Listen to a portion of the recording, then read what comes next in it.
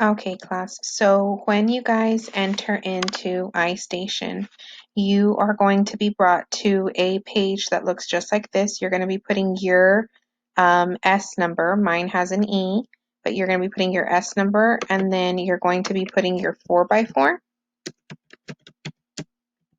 Now, when you guys go in, it is going to bring you to a screen that is going to have it's going to have it's going to say ISIP, reading with ISIP.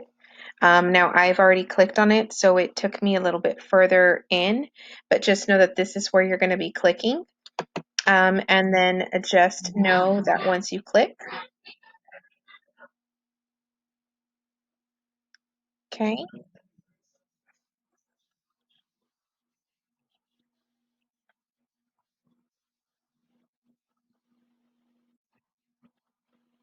okay, so just to kind of give you an example, you can see that it's going to have a vocabulary portion, it's going to have a word analysis portion, a comprehension portion, and then a fluency portion.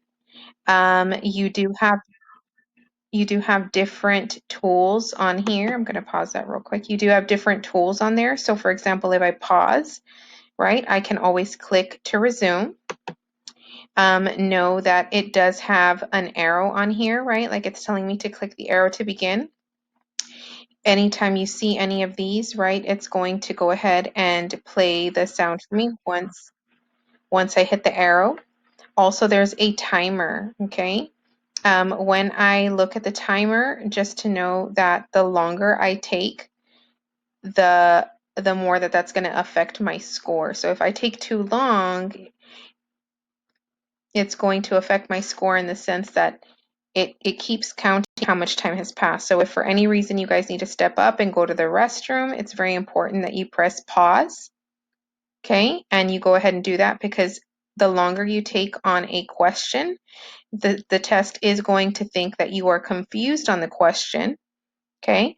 And it is going to affect, like I said, your score, which is what we're using to try and gauge and understand where you are at as far as your reading level, okay? There are a couple other buttons, right? If I hit the stop button here, then that's going to go ahead and stop the test for me. But as you all saw, even if I exit out, it's going to begin from where I left off. You also have the little question mark here.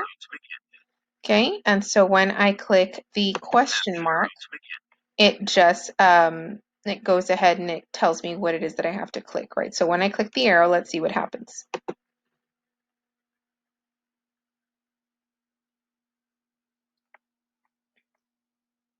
So it's going to go ahead and read the word for me. I have to then find out or think about what does resistance mean, okay? And now anytime I click this, it'll read the word for me in case I'm confused.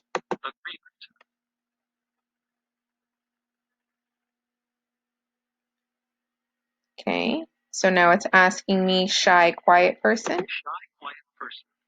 I have to select which of those I think goes with it.